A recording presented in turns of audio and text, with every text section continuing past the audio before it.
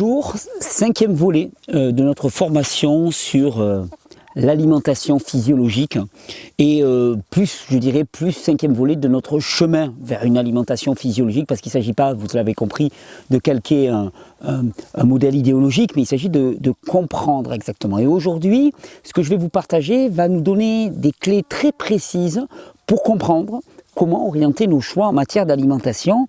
On va parler de digestion. Et dans la vidéo précédente, quand je vous ai présenté l'intégralité du fonctionnement du système digestif, je vous ai parlé de tous les processus digestifs qui étaient à l'œuvre dans le système digestif, en accentuant mon discours sur le rôle essentiel des enzymes. Je n'ai pas plus développé parce que c'était pour maintenant. Parce que quand on parle d'une enzyme, qu'est-ce que c'est? Finalement, une enzyme, c'est une protéine qui est capable d'accélérer ou de ralentir une réaction dans l'organisme. Sont des réactions métaboliques, sont des réactions digestives, diverses et variées. On trouve des enzymes à tous les niveaux du fonctionnement du corps humain, que ce soit dans le système immunitaire, dans le système digestif, dans le système circulatoire. À tous les niveaux du système digestif, on trouve, de l'organisme humain, on trouve des enzymes. Et ce qu'il faut savoir, c'est que quand j'ai mentionné les enzymes dans le corps humain, les lipases, les protéases, l'amylase salivaire et ainsi de suite, on parle d'enzymes qui sont produites par le corps. Et effectivement, la classe des enzymes produites par le corps est une classe très très importante. Mais elles ne sont pas les seules, parce qu'on parlait là des enzymes digestives produites par le corps. Le corps, il produit aussi ce qu'on appelle des enzymes métaboliques. Des enzymes métaboliques, ce sont des enzymes qui vont participer à des réactions métaboliques dans le corps.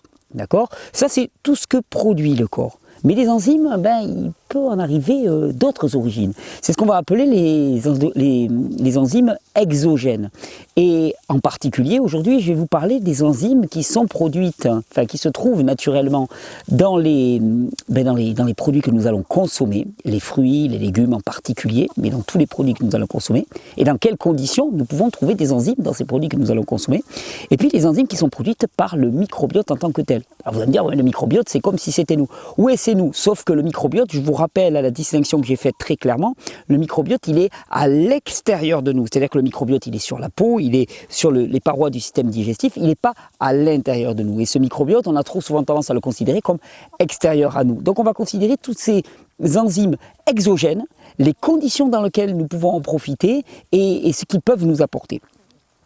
Alors, quand on parle des enzymes dans les aliments, ça peut vous surprendre, mais oui, il y a énormément d'enzymes dans les aliments, pour la bonne et simple raison que un aliment, si vous prenez un fruit par exemple, sa maturation correspond à une réaction enzymatique. Et oui, prenez une banane par exemple, pour que vous compreniez vraiment le propos, c'est très important, parce que c'est essentiel comme distinction. Prenez une banane par exemple, quand elle est à verte, la banane, elle est rigide et elle est peu sucrée. D'accord ? Elle est composée de sucre complexe principalement. Ces longues chaînes de sucre vont lui donner sa structure, sa rigidité, mais par contre, elle n'aura pas le goût sucré. Au fur et à mesure de son mûrissement, elle va doucement devenir de plus en plus sucrée et de plus en plus molle. C'est donc qu'il y a une transformation des longues chaînes de sucre complexe en sucre simple. Ceci se passe parce qu'il y a à l'intérieur de la banane des enzymes, des amylases qui vont permettre cette maturation. C'est valable pour tous les produits végétaux. Tous les produits végétaux, tous les fruits en particulier, quand ils mûrissent, vont être chargés d'enzymes. Et je dirais même, plus les fruits qui seront les plus chargés en enzymes, ce sont les fruits qui sont dits climactériques. C'est-à-dire ce sont les fruits qui peuvent mûrir après récolte, c'est-à-dire qu'ils portent en eux-mêmes leur propre stock d'enzymes. Il y a des fruits qui ne sont pas climactériques, vous pouvez aller regarder sur n'importe quelle encyclopédie, climactérique, climac avec un C térique.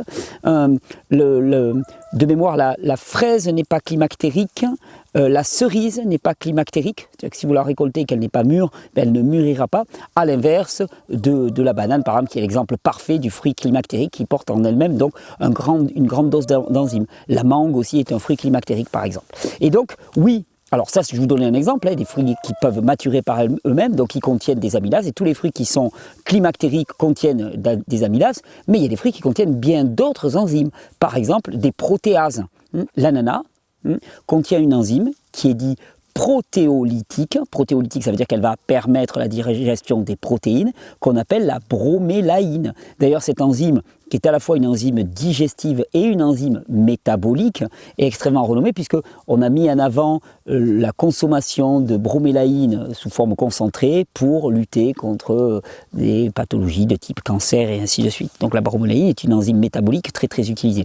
Dans le même ordre d'idée, le kiwi contient une enzyme qui s'appelle l'actinine, d'où le nom de la famille botanique du kiwi qui s'appelle Actinidia arguta, ou Actinidia, voilà, la famille Actinidia. Et l'actinine est le principe actif qui va se retrouver dans le kiwi et qui va être protéolytique aussi. D'ailleurs, petite remarque, c'est très intéressant, quand vous consommez un ananas ou un kiwi, en début de consommation, ça ne va pas vous piquer la bouche. Et si vous continuez longtemps à en consommer, au bout d'un moment, ça va vous commencer à vous brûler la bouche jusqu'au point de vous faire saigner. Pourquoi? Qu'est-ce qui se passe? C'est que en fait, l'enzyme protéolytique, l'actinine ou la bromélaïne est toujours présente dans le produit, mais au début de votre consommation, le corps va sécréter ce qu'on appelle une antiprotéase qui va annihiler l'enzyme, la capacité protéolytique de l'enzyme. C'est-à-dire que c'est un peu comme si le corps inactivait l'enzyme. Et au bout d'un certain temps, et ce bout d'un certain temps, d'un point de vue instinctif, on pourrait le traduire en à partir du moment où le corps a fait le plein de ce produit en question, il a fait le plein d'ananas et des principes actifs de l'ananas, il arrête de sécréter cette antiprotéase, ce qui veut dire que votre bouche va commencer à brûler, que vous allez arrêter de consommer du produit. C'est assez fascinant. De la même manière, la papaye contient une enzyme qui s'appelle la papaïne, qui est elle aussi protéolytique. D'ailleurs, la papaye est traditionnellement utilisée, par exemple, l'écorce de papaye pour attendrir la viande. Pourquoi? Parce que comme il y a des enzymes protéolytiques, si tu entoures un morceau de viande avec de la chair de papaye ou de la peau de papaye, eh bien les enzymes protéolytiques vont faire leur action et vont commencer à prédigérer le produit. On en trouve aussi des enzymes dans les avocats, par exemple. Dans les avocats, on va trouver énormément de lipase. C'est ce qui explique que si vous faites surmûrir un avocat, aussi l'avocat, fruit climactérique par excellence, si vous faites surmûrir un avocat, les matières grasses à l'intérieur, elles sont quasiment liquides. Pourquoi? Parce qu'il y a eu cette digestion des acides gras complexes qui sont transformés en acides gras simples. Et donc, avec ces enzymes, si vous les consommez, vous allez pouvoir en profiter. Le gingembre, il contient une protéase qui s'appelle la gingibaïne, qui est connue vraiment pour participer à la digestion des protéines et pour stimuler aussi la production d'amylase et de lipase par le système digestif, par notre propre système digestif. Donc le gingembre est une épice, est une plante qui est hautement connue pour ses vertus digestives, à la fois par les enzymes qu'elle apporte et aussi par la stimulation qu'elle va pouvoir faire. Je ne vais pas tous vous les passer en revue parce qu'il y en aurait une longueur conséquente. Il y a le miel aussi qui vaut le coup d'être cité parce que le miel il contient à la fois des amylases qui transforment les amidons les sucres complexes en sucre simple. Il contient des invertases qui transforment le sucrose en glucose et fructose. Il contient des protéases qui permettent la digestion des protéines, et donc etc. Donc vous voyez, vous comprenez bien que tous ces enzymes-là dans l'alimentation, ils vont nous permettre d'améliorer la qualité de notre digestion, puisqu'ils apportent en eux-mêmes la capacité à digérer le produit que l'on va consommer ou les produits que l'on va consommer au même repas. C'est-à-dire que si vous consommez de l'ananas dans un repas où il y avait des produits protéinés, automatiquement, vous aurez moins à taper dans le stock d'enzymes protéolytiques du corps, et donc automatiquement, vous allez avoir une meilleure capacité digestive. Ceci est vrai à une condition, que les enzymes soient activées, qu'ils soient actifs, qu'ils ne soient pas dégradés. Et qu'est-ce qui peut dégrader les enzymes? C'est bien connu quand on parle d'alimentation vivante, c'est la température. On dit généralement, et c'est pour ça qu'il y a cette espèce de limite rigide, on va dire, de 40 degrés, 42 degrés même pour certains, au-delà desquels les enzymes seraient dégradées. En vérité, c'est un processus extrêmement progressif qui va se faire, mais il est certain que quand on commence à approcher les 50 degrés, quand un produit est exposé à une température qui va être supérieure à 50 degrés, la dégradation, l'inactivation des enzymes va se faire de plus en plus importante, la dégradation des enzymes va se faire de plus en plus importante, et quand on approche les 100 degrés, le contenu enzymatique, il est très très très fortement altéré. Ce qui veut dire que les produits qui vont être exposés à une température supérieure à 50 degrés vont voir leur capital enzymatique diminuer et donc demander beaucoup plus d'énergie à notre corps pour les digérer. Ça va nous donner une clé quand même, parce que quand je vais vous proposer dans le programme alimentaire idéal, entre guillemets, de consommer une grande quantité de produits crus, particulièrement en début de repas, pour avoir cet apport enzymatique, vous comprendrez pourquoi, parce que il s'agit que ces enzymes ne soient pas dégradées.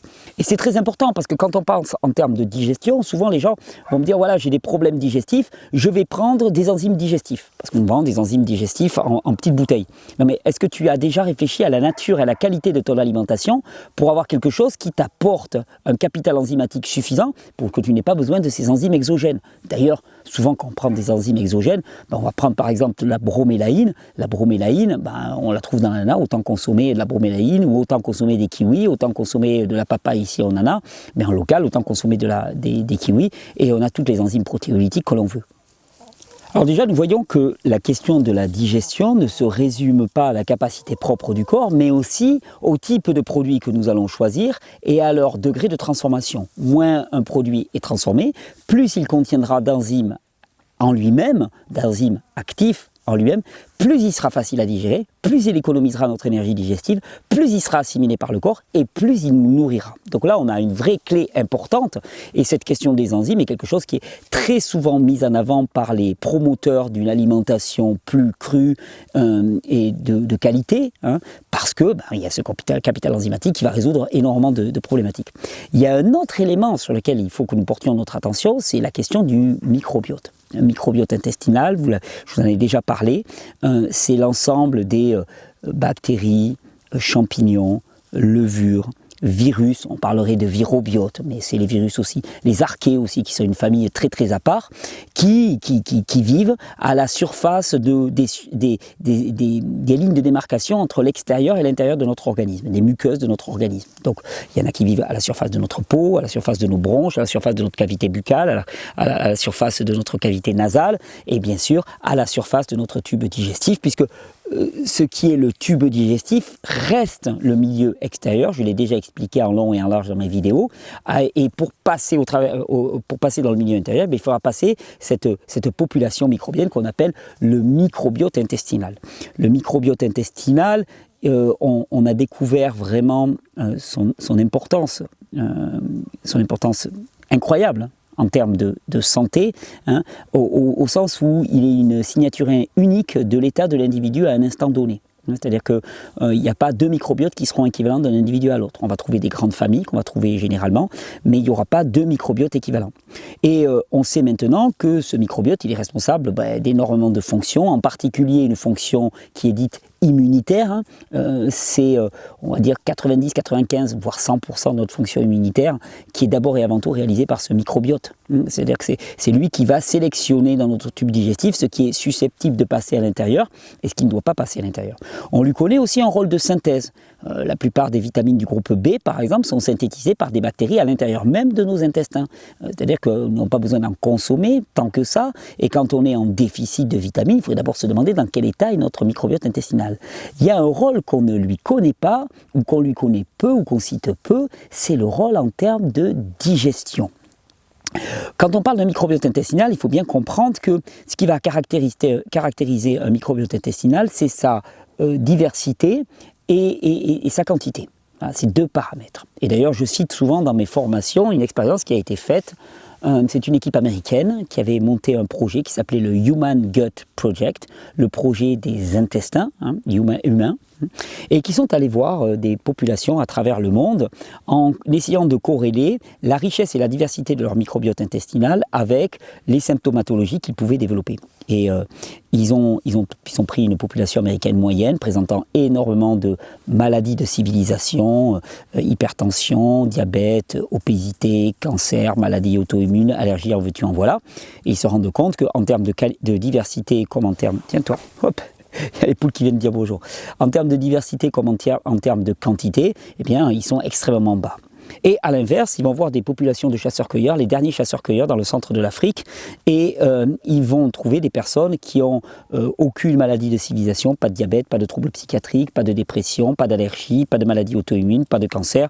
La principale cause de mortalité, c'est le combat, c'est la bataille, ils se battent entre eux, ou les accidents de chasse. Donc aucune des maladies de civilisation, et là ils vont se rendre compte que ces populations, elles ont un microbiote qui est extrêmement riche, donc qui est à l'opposé du microbiote de l'Américain moyen en termes de quantité et en termes de qualité. Et ce qui est intéressant, c'est que quand ils ont essayé d'isoler, alors il y avait de multiples facteurs qui distinguaient ces populations, mais quand ils ont essayé d'isoler les facteurs, des facteurs probants pour expliquer pourquoi chez les uns il y avait un microbiote diversifié et en nombre et chez l'autre ce n'était pas le cas, ils ont trouvé un facteur qui ressortait systématiquement, c'était le temps diurne passé à l'extérieur. Qu'est-ce que ça veut dire? Ça veut dire que plus tu passes du temps en dehors de chez toi, et de préférence dans un environnement naturel, et plus ton microbiote va être riche et diversifié et riche en quantité.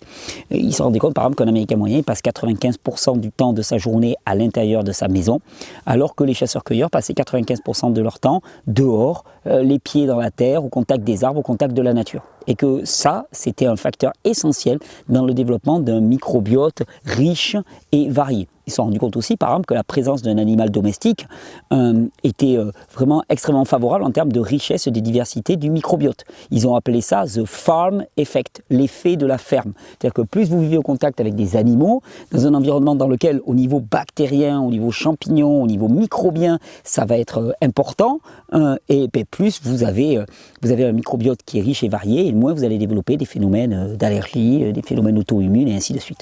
On est d'accord, c'est la nique complète au modèle pasteurien qui voudrait pasteuriser le monde entier. L'expérience nous montre que c'est une catastrophe et que plus un environnement est stérile, le rêve de Pasteur c'était un environnement stérile, plus un environnement est stérile et plus l'individu va développer des symptomatologies importantes en lien avec cette stérilité. Et donc, maintenant que l'on sait comment développer un microbiote diversifié, donc souvent on pose la question comment développer un microbiote diversifié, d'abord et avant tout avec le contact avec le milieu naturel. Voilà, quand on parle d'enfants qui ont des tas d'allergies, je dis souvent aux parents, mais mettez-les dehors. Et puis si vous habitez en ville, le week-end, vous allez dehors, vous allez gambader, vous allez vous rouler dans la terre, vous allez dans la forêt, vous allez jouer avec les éléments. Si vous pouvez avoir des animaux, prenez des animaux et vous allez voir que ça va enrichir le microbiote de toute la famille en termes de richesse et de qualité. Et ce microbiote, au-delà des fonctions que je vous décrivais précédemment, il a un rôle essentiel en matière de digestion. Et ça, on l'oublie trop souvent parce que dans le microbiote, on va avoir une classe de bactéries qu'on appelle les bactérioïdes, qui sont des organismes qui sont prédominants et qui participent au métabolisme du glucide. Ils produisent ainsi énormément d'amylases, une qui s'appelle, alors je le cite de nom, les glycosyltransférases, les glycosides hydrolases et les polysaccharides liases. Donc autant d'enzymes spécifiques à certaines chaînes de sucre qui vont permettre de décomposer les longues chaînes de sucre qu'on va trouver par exemple dans notre alimentation, dans les sucres complexes, les complexes. Chose très intéressante aussi, il a été montré que le microbiote intestinal a un impact très positif sur le métabolisme en supprimant l'inhibition d'une enzyme qu'on appelle la lipase dans les adipocytes. Les adipocytes sont les cellules graisseuses et la lipase est souvent inhibée dans les cellules graisseuses, ce qui fait que la digestion des graisses ne se continue pas dans les adipocytes. Eh bien, on se rend compte que le microbiote intestinal est capable de produire des éléments, des métabolites, qui vont empêcher cette inhibition de la lipase. Et en plus, il a été montré que les bactérioïdes dont je vous parlais, ils augmentent l'efficacité de l'hydrolyse des lipides en régulant, alors on dit, l'expression d'une colipase requise par la lipase pancréatique pour la digestion des lipides. Globalement, il y a une cascade enzymatique et dans cette cascade enzymatique, les bactéries qui sont présentes à l'intérieur de nos intestins vont avoir un rôle primordial.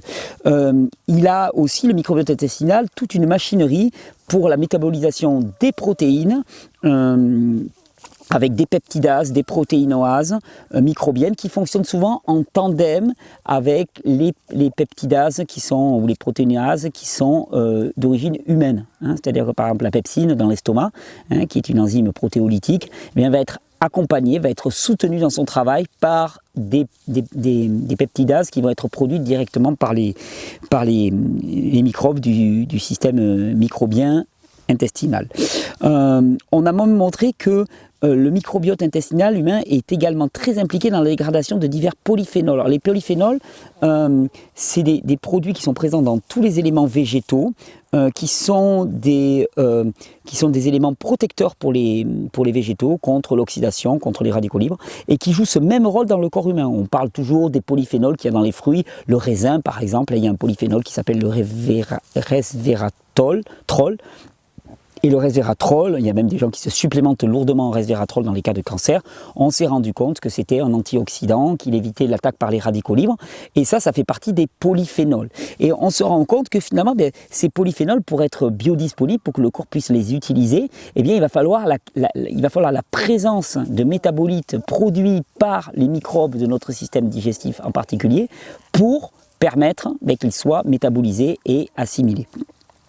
Il y a aussi, on trouve par exemple des enzymes qu'on appelle les cazymes. Alors CAZYM, c'est C-A-Z, Carbohydrate Active Enzyme.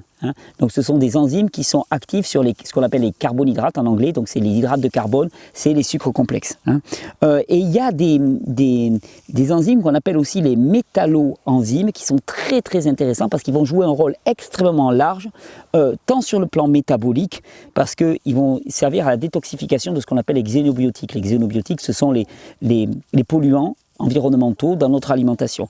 Ils vont participer à la digestion, ils vont participer à la modulation du système immunitaire, etc., etc. On les appelle les métalloenzymes, et les métalloenzymes sont ici du fonctionnement normal de notre microbiote intestinal.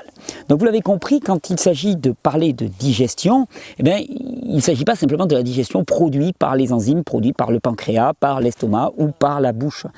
Il s'agit aussi de la nature, de la qualité de nos aliments, et la nature et la qualité de notre microbiote. D'ailleurs, la nature et la qualité de notre microbiote est directement influencée par la nature des aliments que nous allons consommer. Notre régime alimentaire détermine notre microbiote, et notre microbiote va permettre, faciliter un microbiote en bon état, sain. Et donc, je vous le dis, un microbiote sain, c'est un microbiote qui est riche et diversifié, va permettre une bonne digestion de notre alimentation.